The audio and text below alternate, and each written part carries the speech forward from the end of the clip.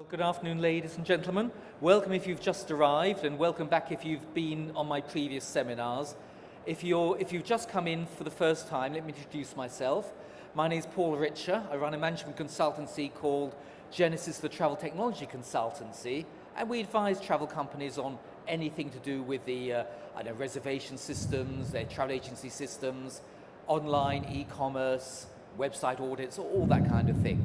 And I've organised these Genesys sessions of seminars. We're going to be talking about Are You Mobile? And if you are new in here and you want a copy of presentations, just leave your card on the way out. If you've left your card already, there's no need to do so again. Okay? Now, you can see my three speakers here. Unfortunately, Stacey, who I haven't put a line feed in, but she just starts there. Stacey's ill, unfortunately, so she won't be with us.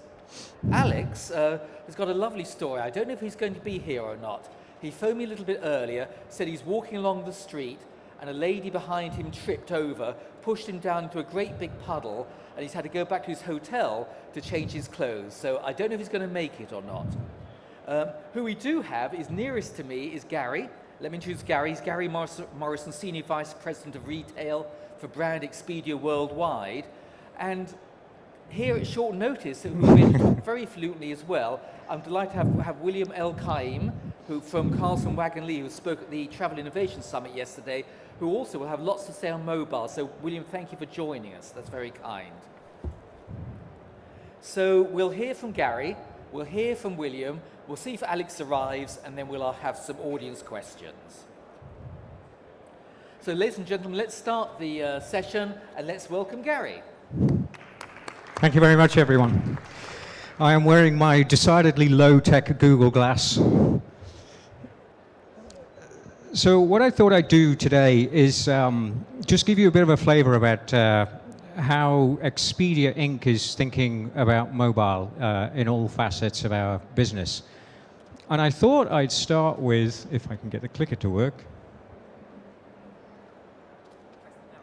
Down button, there we go. I thought I'd start with this slide. Who knows Mary Meeker in the audience? Come on, a lot of you must know Mary Meeker. If you don't, I thoroughly recommend that you look on the web. Mary Meeker is one of the pioneers in research on the web, and especially about internet adoption. And she comes up with very regular predictions about the future and how people are going to use mobile and internet. So that will be my first plug. And Mary Meeker, in her last presentation, showed what I think is an incredibly interesting chart about mobile. And it essentially said in 2013, the installed base of mobiles and tablets would exceed desktop PCs and notebooks for the first time. So this is really a seminal year for, not just for the travel industry, but any industry that has a mobile component. The installed base of devices out there that are mobile capable now exceeds everything which is desktop and notebook. Now that being said, what I would say is that mobile adoption, as you look around the world, is very different. And if you look at the size of the three circles there, that is the total travel market, both online and offline, in 2012 per Focusrite. So you can see that actually the size of the markets look quite similar.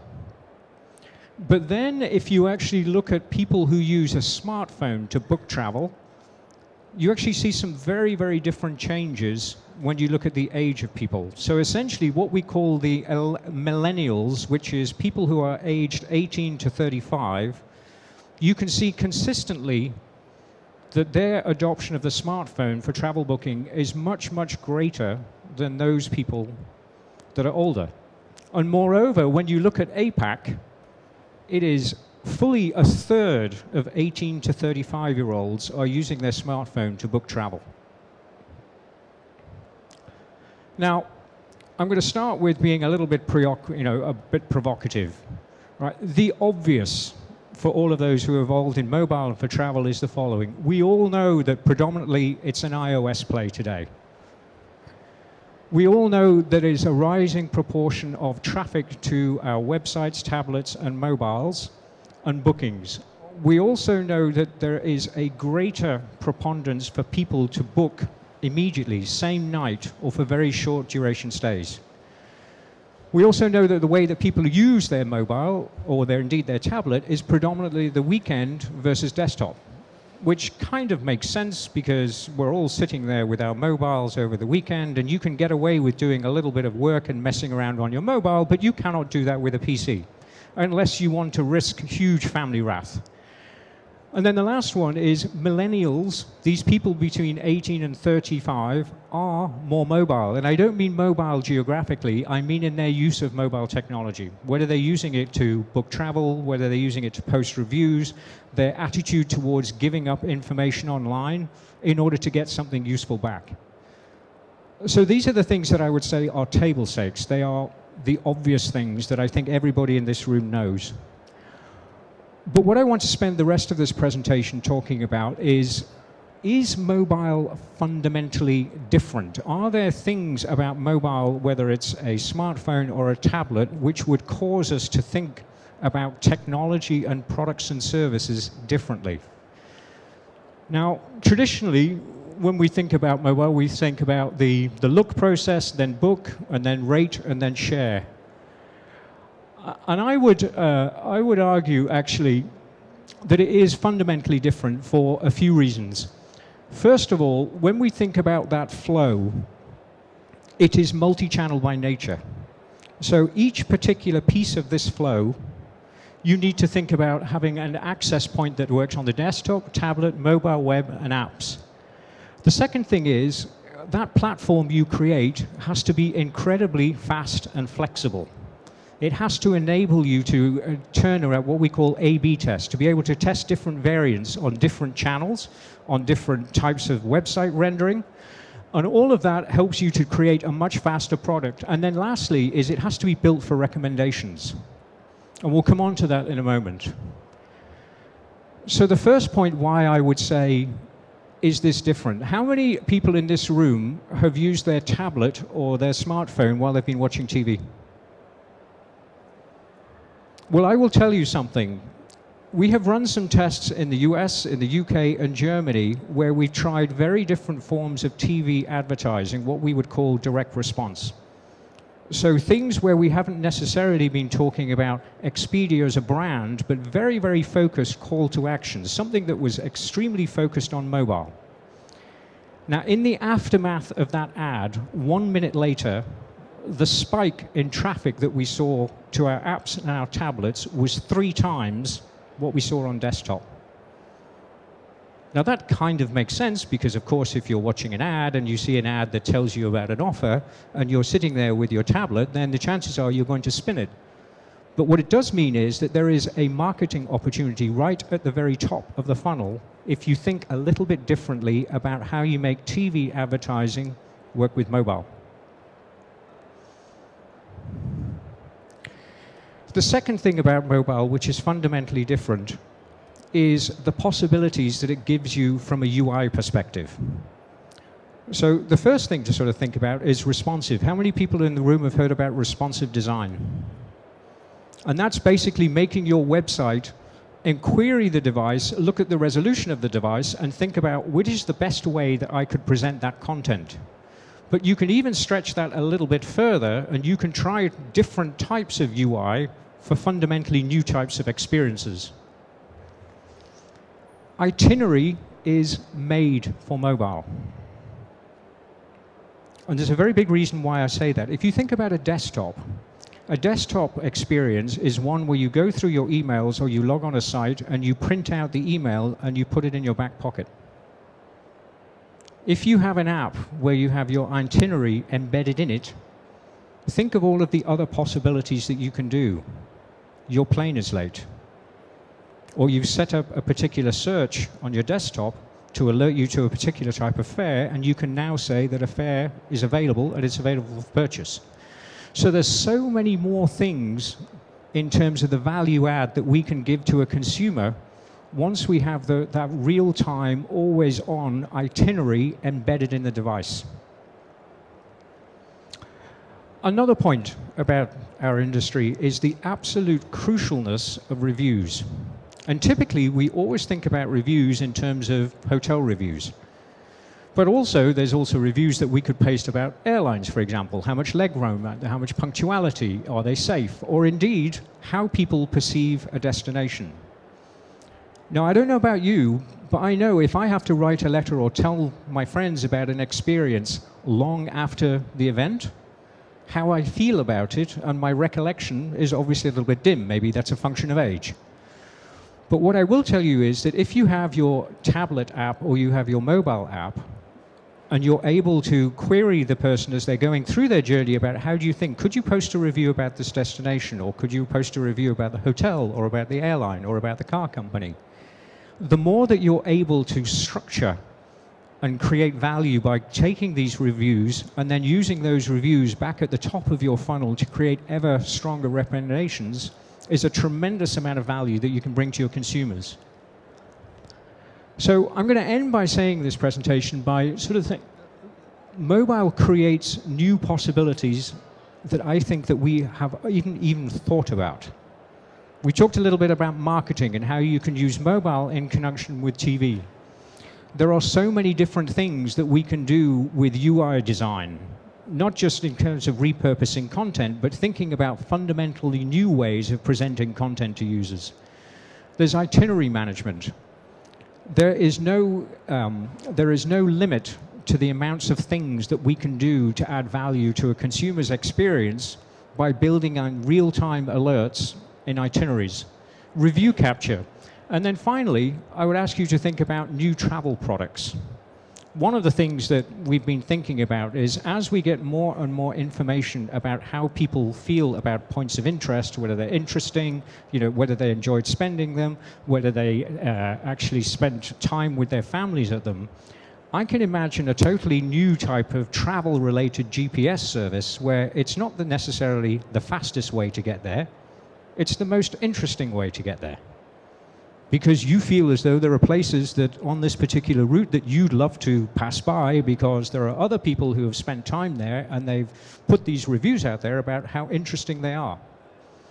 So I hope, if nothing else, I've left you with a few thought-provoking things about what mobile could do for your businesses. We are certainly incredibly excited about mobile for our business, and I'm sure we'll have lots of products and services that we'll be developing and issuing in the future. So, thank you very much.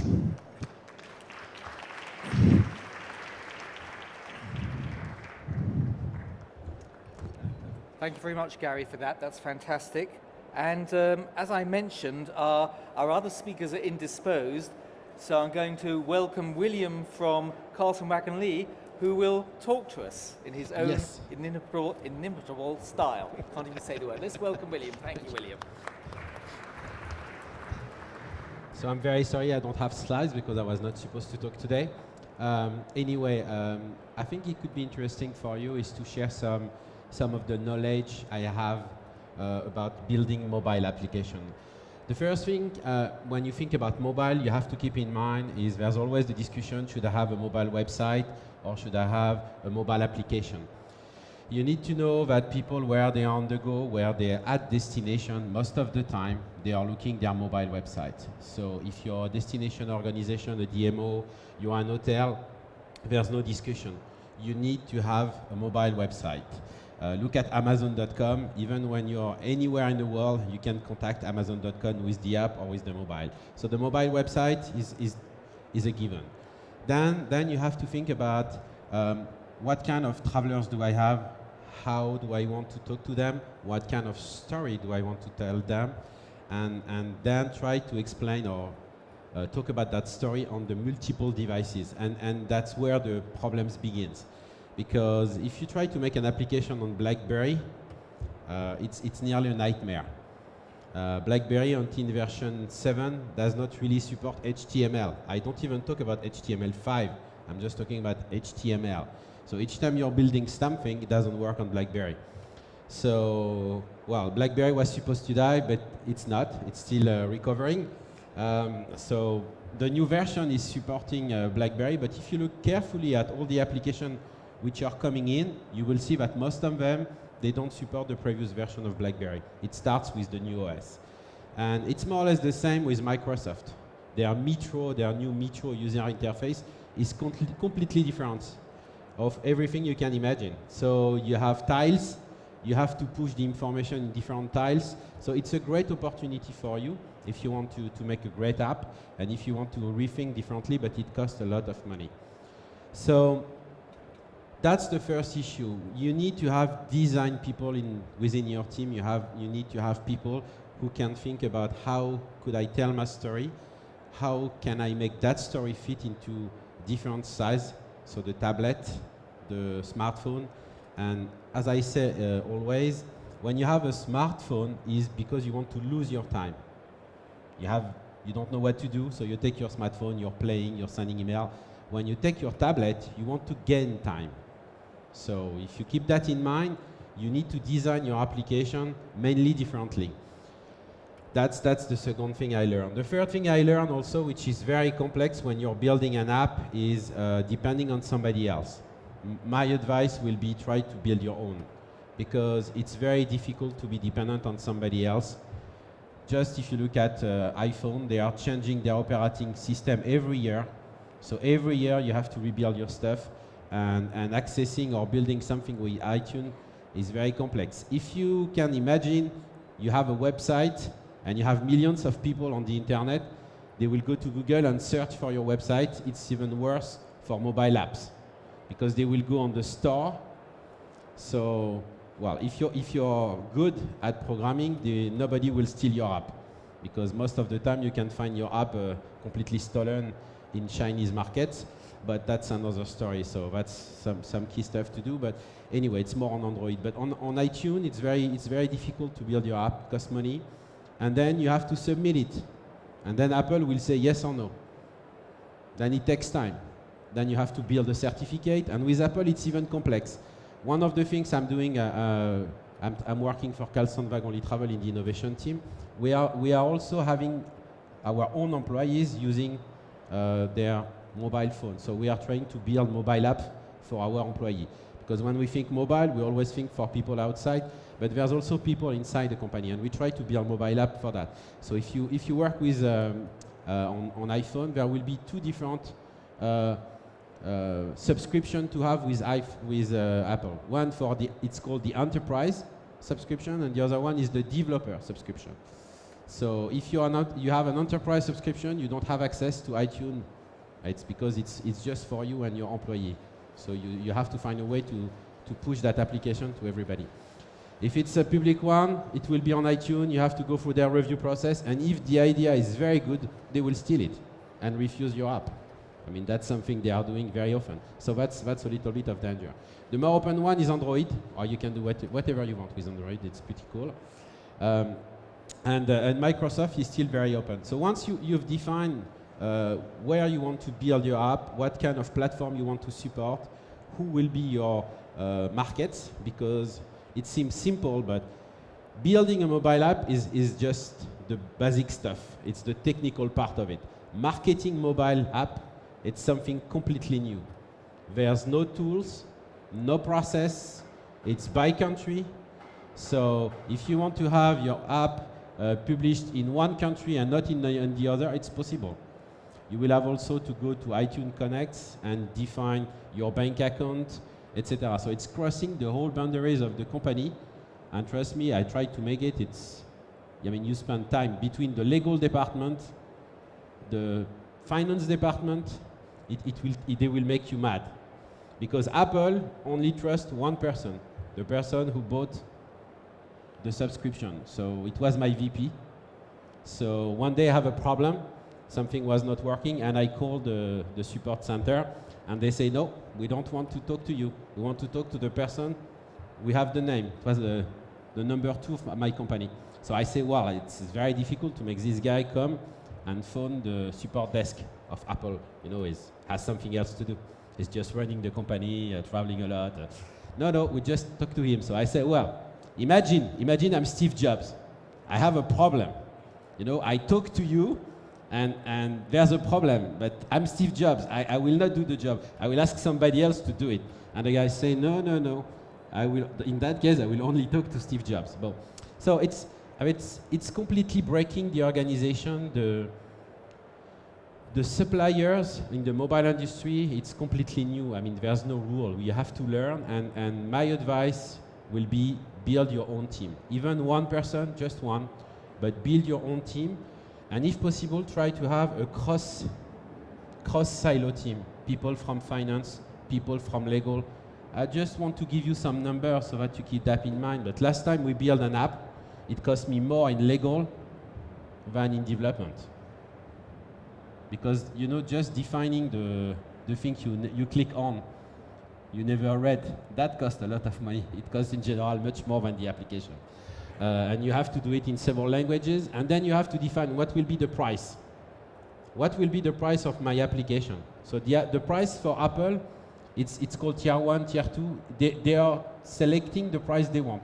You cannot say my application will cost €3.25. No, it's 0.99 or 0.79, and then 1.20, I don't remember exactly, but and they are making the parity change between the different currency by themselves. So you have to select yourself. For Android, it's even the same, and they take 30% of any revenue you are making. So the business model are very hard to win on. So that's why most people, what they are doing, they are making a team internally, or they are buying a company. We bought a company called WorldMate, who was specialized in making itineraries. It's a free application. You send them their confirmation, and they are aggregating all your confirmation into one itinerary. Once you have that application, you know how you want to market it, then you have to find solutions to do marketing in that area, and it's nearly impossible. Apple, if they want, they will push you on number 1. You need to know that if you're not on the top 10, I mean, the chance for you to be downloaded is near 0. Because 90% of the download are done on these 10 apps pushed on the top. So if you're not there, I'm not sure you will have an opportunity. So you need to find, again, have a story to tell, push all the marketings, be sure that bloggers, happy customers are talking about it, and they will report that information. Social media is really important. There's also some companies which are existing and popping up in some countries. It's called testing. So what you are doing is you buy tester. So you say, I would like 10,000 testers to test my app. So you give them maybe 17,000 euros. And for about 3 weeks, 10,000 people will download your app and test your app. So what will be the evolution? What will be the impact, do you think? 10,000 people downloading your app, you move up in iTunes. About how long, I don't know, but you move up. And then you're beginning to be visible. And these guys, they are telling you that if you give them a certain amount of money, they can guarantee you that you will be in the top 5 or in the top 10. They don't guarantee you how much time you will stay there, but you will be there at some point. So if it's on a Monday at 11 o'clock in the afternoon, it will be maybe not a good way to do it. But so that's really the key elements you need to have in mind. And more than that, think about mobile in 2 parts. The first one is the design. You can do yourself your design. You can make some study with all your people. You put them in a room. You take some sheet of paper and you draw what you want to build. That's the first part. The second part is you have to think about what kind of content do I want to push in my app. And here we are back to the world of API, application programming interface. So instead of thinking just something completely, how can I say, package, think about modular design, something for the different user interface, and on the back office side, what kind of content do I have? Do I want hotel from that supplier? And you look at all the content you would like to push in the app, and then you go to see each of your suppliers, and you begin to read the contracts, and you begin to see or ask them, do you have an API? Can I use your API? Can I book through your API? And what will be, and in general, the API contracts or financial terms are not the same as the one you have on the web. It's completely different. You don't pay the same. So not the same question. So that will be another work to do. And once you've done that, then you can build your app, and then you have to set up a team to make the marketing which will cost you a lot. So just to give you again some I think information you could reuse. What we say it takes about, if you have 100 person to build the app, you need again 100 person to market it for a month. So the cost of marketing is much more important than the cost of building the app. And that's really the message. Building a mobile app costs nothing. You can start with a beautiful app for 30k euro. It works very well. You have your own CMS. But marketing it and making it being downloaded and used, that's a real issue. And that's the Wild West. Thank you.